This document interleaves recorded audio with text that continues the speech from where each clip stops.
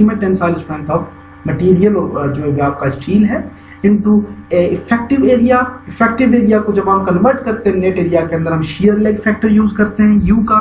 So nominal tensile strength is equals to ultimate strength of steel into shear leg factor into the net area of the section, क्योंकि fracture जो है वो appear होता है जहां पे होल्स होते हैं एक प्लेट के अंदर, या जहां पे नंबर ऑफ होल जितने ज्यादा होते हैं फेलियर उस रीजन के अंदर जो अंदर से अपीयर होता है. तो यहाँ पे हमारे पास साई टी बेसिकली LRFD के अंदर 0.75 यूज होता है और ओमेगा बेसिकली 2 यूज होता है लोबल स्ट्रेंथ डिजाइन मेथड के अंदर. सो फॉर LRFD डिजाइन हमारे पास जो डिजाइन इक्वेशंस हैं, ultimate tensile capacity is equals to आपका psi T FU, U basically is an जो है वो आपका ओमेगा shear leg फैक्टर है, R basically is the ratio of net area and gross area divide by 1000 is the conversion factor. अब gross area required total किस तरह से calculate होता है, ultimate tensile capacity into 1000 divide by 0.75 is the Sai T factor. FU basically is ultimate tensile capacity of material, U is the shear leg factor and R basically is the assumed ratio of net area versus gross area. तो अब इन तमाम equations को use करके हम अपने method को solve करते हैं. ग्रॉस एरिया आ गया, उसके बाद जो है वो फॉर अलोबल स्ट्रेंथ डिजाइन मेथड आपके पास दोनों वेरियस इक्वेशंस आ गई कि एक्चुअल लोड और अलोबल लोड आप किस तरह से कैलकुलेट करते हैं. Then we calculate about the gross area of the section. Now analysis of a tension member. The term analysis means to calculate the maximum tensile load that may be applied on a particular member whose dimensions and sizes are already known. कि हम analysis, एक होता है analysis यानी कि हमारे पास वो member कितनी अल्टीमेट टेंसाइल कैपेसिटी जो है वो जो बियर कर सकता है, और सेकंड के अंदर हम करते हैं डिजाइन जिसके अंदर जो है वो हमें अल्टीमेट टेंसाइल कैपेसिटी या ultimate capacity of the member given होती है, हम उसके अंदर जो है वो अपना एक सेक्शन प्रपोज करते हैं. So for the analysis of the tension member, we have a design example here. First design example related to the analysis of a tension member. So first of all, calculate the factor load capacity of a double channel section of A36 steel according to AISC LRFD specifications.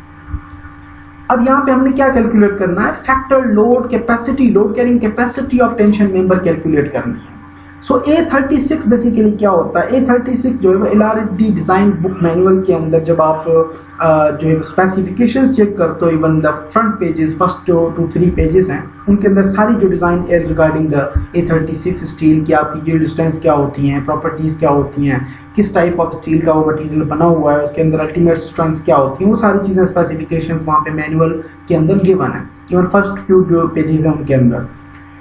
और हम उन sections को किस तरह से utilise करते हैं और किस तरह से हम अल्टीमेट वैल्यूज को फाइंड आउट करते हैं, इसलिए तमाम जो सेक्शनल प्रॉपर्टीज हैं वो वहाँ पे गिवन होती हैं. स्टील किस मटेरियल का बना हुआ है, क्या उसकी कंपोजिशन है, उस हिसाब से हमने जो चूज किया है यहाँ पे इस एग्जांपल के अंदर वो हमने A36 स्टील यूज किया है. इसकी तमाम स्पेसिफिकेशन जो है वहाँ पे मैनुअल डिजाइन के अंदर गिवन है. So the member is 5 meters long and consists of 2 channel sections. 2CS is representing 2 channel sections whose dimensions basically are 200 into 20.5. जब आप चैनल सेक्शन की जो रिप्रेजेंटेशन होती है वो इस तरह से होती है कि जो फर्स्ट डायमेंशंस होते हैं या फर्स्ट जो वैल्यूज होती हैं वो बेसिकली उसकी ओवरऑल डेप्थ को बता रहे होते हैं, और सेकंड जो है वो उसका वेट बता रहा होता है किलोग्राम पर मीटर के हिसाब से. So with flanges turn out, flanges जो है वो उसकी and the clear gap of 100 millimetres कि 2 चैनल जो है वो बिल्ट अप सेक्शन के अंदर आपने प्रिपेयर किया है, दोनों बैक टू बैक लगे हुए हैं, और बैक टू बैक के दरमियान जो क्लियर गैप है दोनों चैनल्स के दरमियान वो आपका 100 मिलीमीटर का है. Assume that there are 2 15 millimetre rivets कि 2 15 मिलीमीटर के रिवेट्स लगाए गए हैं for each channel at any cross section, 1 in each flange.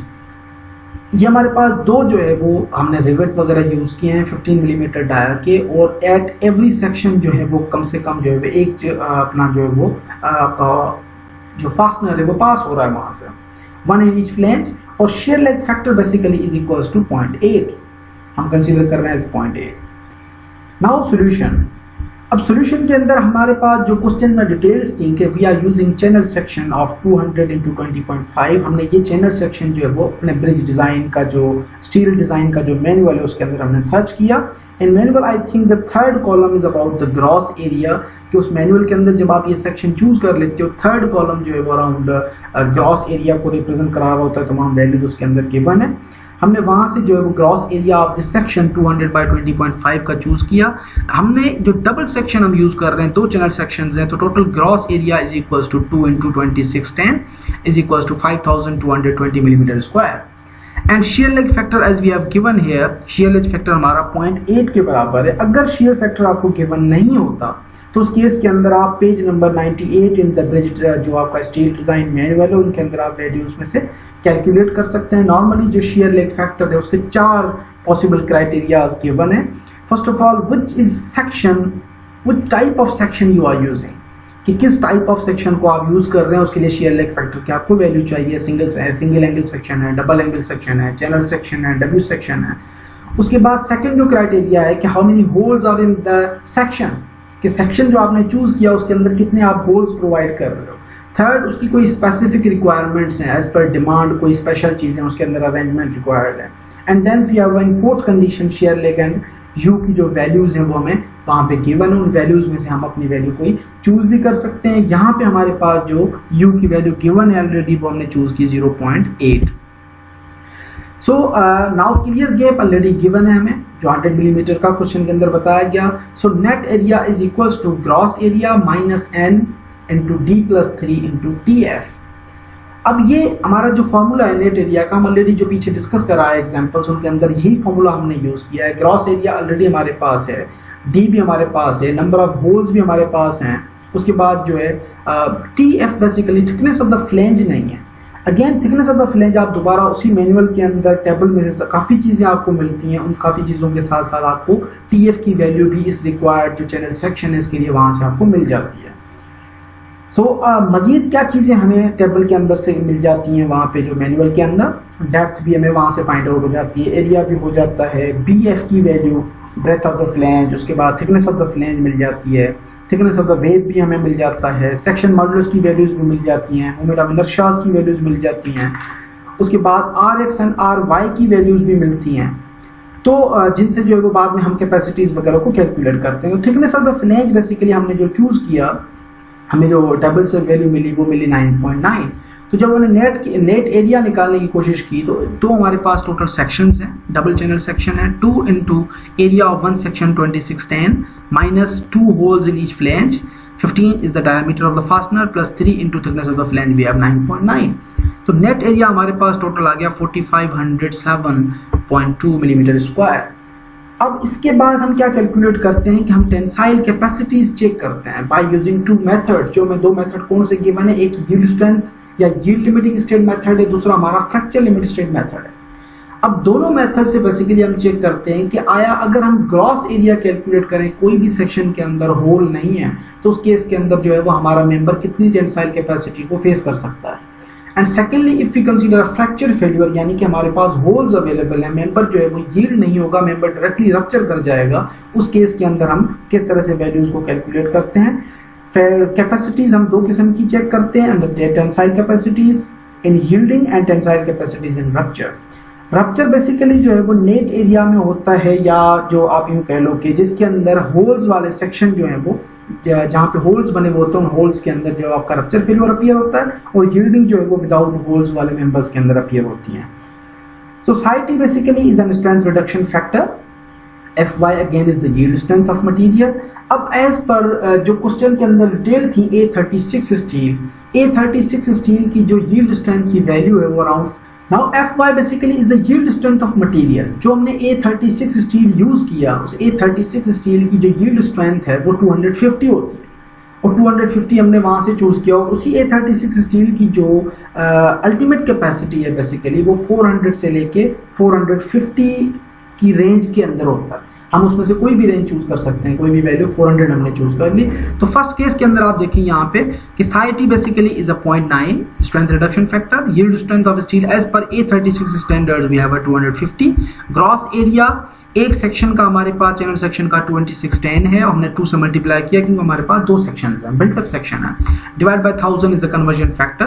तो तमाम जो वैल्यू आ गई हमारे पास वो 1174.5 किलोन्यूटन आ गई। कि अगर हम यील्डिंग के केस के अंदर अल्टीमेट कैपेसिटी को चेक करते हैं तो टोटल कैपेसिटी जो है वो अराउंड 1175 किलोन्यूटन का लोड जो है वो कैरी कर सकता है मेंबर। नाउ आते हैं अल्टीमेट स्ट्रेंथ के ऊपर कि अगर अल्टीमेट टेंसाइल कैपेसिटी को चेक करें तो अल्टीमेट टेंसाइल कैपेसिटी का फॉर्मूला जो है वो psi T ultimate tensile strength of material, U is the shear lag factor, और यहाँ पे जो है वो हमारे पास नेट एरिया आ जाता है। अब यहाँ पे नेट एरिया है अल्टीमेट लोड के साथ और यहाँ पे आपका जो यील्ड स्ट्रेंथ है उसके साथ ग्रॉस एरिया आ जाता है। तो नेट एरिया, अब यहाँ पे हमारे पास जो psi T factor in the case of ultimate condition वो है फैक्टर हमारा 0.75 स्ट्रेंथ रिडक्शन फैक्टर। 400 टू 450 के दरमियान जो है वो आपकी ultimate tensile capacity of material very कर रही होती है स्टील की, हमने 400 चूज की। शियर लेग फैक्टर क्वेश्चन के अंदर गिवन है 0.8 का। नेट एरिया हमारे पास 4507 जो ऑलरेडी हम यहाँ पे कैलकुलेट कराएं, तो हमने वैल्यू यहाँ पे पुट की। तमाम जो कैपेसिटी की वैल्यू आई वो आई 1081.7 किलोन्यूटन। तो दोनों हमने जो टेंसाइल कैपेसिटीज निकाली उनमें से लेसर वैल्यूज जो है वो हम उसको कंसीडर करते हैं। अब जब लेसर वैल्यूज को हमने कंसीडर किया उसके बाद हम मजीद डिजाइन को आगे लेके चलते हैं। Now after checking the capacity we have to verify और check 3 other parameters. Number 1 is the load carrying capacity of the member and secondly हम सिलेंडरनेस रेशियो को चेक करते हैं कि L ओवर R का जो रेशियो है बेसिकली वो L ओवर R की जो वैल्यू है सिलेंडरनेस रेशियो है वो आपकी लेसर देन 300 होनी चाहिए in terms of tension members, लेकिन in terms of compression member वो L ओवर R जो है वो आपका 200 से कम होना चाहिए। And third condition basically is B minimum, कि minimum width of the section कितना होना चाहिए, विड्थ ऑफ द फ्लेंज। अब मिनिमम बी बेसिकली जो है हम लेते हैं वो कितनी मिनिमम वैल्यू होनी चाहिए, ये हम टेबल से भी चूज कर सकते हैं, टेबल से भी हमें वैल्यू इसकी मिल जाती हैं और इसके लिए हमारे पास जो है वो कुछ कंडीशंस या फार्मूलाज भी अवेलेबल हैं। अब यहाँ पे हमारे पास हमने सेक्शन की जो अदर वैल्यूज निकाली, वहां से हम जो की से या मैनुअल से हमने जो वैल्यूज चूज की, I Y about the individual centroid की एक सेक्शन का जो आई वाई की वैल्यू है वो 63.7 इंटू 10⁴ है जो कि मैं डिजाइन मैनुअल से मिल गई। अब मैं अगर एक सेक्शन चूज करता हूँ, एक सेक्शन चूज करते हैं तो इसका जो सेंट्रॉइड है वो यहाँ कहीं आ रहा होता है सेंटर के अंदर, क्योंकि ये नॉन सिमेट्रिकल सेक्शन है। अब इसके अंदर जो हमारा डिस्टेंस है एक्स का, वो एक्स का डिस्टेंस यहाँ से इस वॉल से लेके यहाँ तक का जो डिस्टेंस है that distance basically is known as x. तो अब ये एक्स बेसिकली आपका 14 मिलीमीटर यानी कि सेंट्रॉइड कहलाता है, जो कि डिजाइन मैनुअल के अंदर हमें आई वाई की वैल्यू मोमेंट ऑफ इनर्शिया की गिवन है जो कि 63.7 इंटू 10⁴ है। इसका मोमेंट ऑफ इनर्शिया हमें वहां पे और सेंट्रॉइड डिस्टेंस जो है वो वहां पे गिवन है। लेकिन हमारा जो सेक्शन है बेसिकली वो 2 चैनल सेक्शन का कम्युलेटिव बना हुआ है। उस केस के अंदर हमारे पास जो सेंट्रॉइड है वो इस ऑब्जेक्ट का कंप्लीटली चेंज हो जाता है, क्योंकि यहाँ पे सिमेट्रिकल सेक्शन, अगर आप यहाँ से कट करते हो सेक्शन को तो ये आपका 2 इक्वल हाफ्स के अंदर डिस्ट्रीब्यूट हो जाता है। उस केस के अंदर हमारा सेंट्रॉइड जो है वो यहाँ कहीं लाए हो रहा होता है। अब जब हमें आई वाई जो moment of inertia in terms of y axis हम कैलकुलेट करते हैं for the built up sections, we have 2 channel sections, so 2 we have multiplied outside out of the bracket. 63.7 into 10⁴ हमारे पास एक सेक्शन का moment of inertia है, plus असल में इसका फॉर्मूला क्या है, आई Y plus a k square. I Y basically is a moment of inertia for single unit, area basically is a जो आपका ग्रॉस सेक्शन का एरिया है, ग्रॉस एरिया जो आपने कैलकुलेट किया, 2 आपका बाहर से मल्टीप्लाई है तो इस वजह से हमने अंदर एक सेक्शन का एरिया रखा है। अब यहाँ पे हमारे पास आ जाता है के स्क्वायर बेसिकली। अब यहाँ पे सेंट्रॉइड जो है वो सेंट्रॉइड डिफरेंट हो जाता है, क्योंकि आपका सेंट्रॉइड अब यहाँ से आ गया। यहाँ पे लेट सपोज हम अज्यूम करते हैं कि ये जो डिस्टेंस था हमारा, ये सेक्शन जो गिवन था क्वेश्चन के अंदर वो 100 मिलीमीटर का गिवन था, तो सेंट्रॉइड हम 50 मिलीमीटर के ऊपर कंसीडर करते हैं। तो 50 मिलीमीटर आपका ये डिस्टेंस हो गया और यहाँ से इस वॉल से लेके इसका जो ओल्ड सेंट्रॉइड था वो डिस्टेंस हमारे पास 14 मिलीमीटर था, जो एक्स की वैल्यू हमें गिवन है यहाँ पे। तो ये टोटल हो गया 50 फ्रॉम द सेंट्रॉइड से इस वॉल तक और 14 जो है वो आपका आगे आ गया। तो ए एरिया प्लस के स्क्वायर जो है वो आपका सेंट्रॉइड से लेके ओल्ड सेंट्रॉइड तक का जो डिस्टेंस है that distance basically is known as k distance.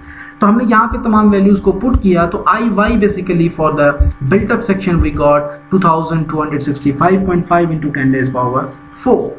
अब ये वैल्यूज आ गई। अब हम क्या करते हैं कि रेडियस ऑफ गायरेशन कैलकुलेट करते हैं, r y basically the radius of gyration. R x की वैल्यू भी आप कैलकुलेट कर सकते हैं फ्रॉम टेबल के अंदर सारी चीजें गिवन है। हमने आर एक्स की वैल्यू जो है वो अराउंड टेबल के अंदर से आपको 100 की वैल्यू मिल रही होगी अगर आप चेक करें वहां पे। तो लेकिन आर वाई हम यहाँ पे वाई के लिए कैलकुलेट करते हैं, क्योंकि वाई हमने जब दोबारा मोमेंट ऑफ इनर्शिया कैलकुलेट कर लिया तो moment of inertia 2265.5 into 10 power 4 divide by total area, जो ग्रॉस एरिया है, 2 सेक्शंस हैं, एक का एरिया हमने डिस्ट्रीब्यूट कर लिया। R y we got basically radius of gyration is equal to 65.88 millimetre.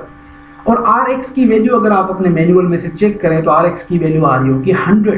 तो हम नॉर्मली क्या करते हैं, हम मिनिमम वैल्यू दोनों में से जो है वो चूज करके हम अपना L ओवर R का रेशो या फार्मूला जो है उसको चेक कर रहे होते हैं। अगर मिनिमम वैल्यू जो है वो जस्टिफाई कर रही है तो ऑफकोर्स जो हायर वैल्यू है वो जस्टिफाई कर रही होगी हमारे कंडीशंस को। अब हमने मिनिमम वैल्यू जो है वो आर वाई वाली वैल्यू हमारे पास 65.88 मिनिमम है, क्योंकि आर एक्स की value from the manual it's about 100। तो हमने जो मिनिमम वैल्यू ली, L हमारे पास जो है वो 5 मीटर का सेक्शन था, टोटल लेंथ हमारे पास जो है वो गिवन थी 5 मीटर की, और 5 metre 5000 millimetre divided by 65 R Y की value 65.88 and we got L over R is equal to 75.9। और ये वैल्यू आपकी लेस देन 300 होनी चाहिए, तो आपका सेक्शन जो है will be considered as a safe, otherwise जो है वो आप उसको रिवाइज करेंगे। नाउ BF कि हमारे पास मिनिमम जो है वो BF कितना होना चाहिए, कि मिनिमम BF का फार्मूला जो है वो कितना है 2.5D प्लस 16, एक ये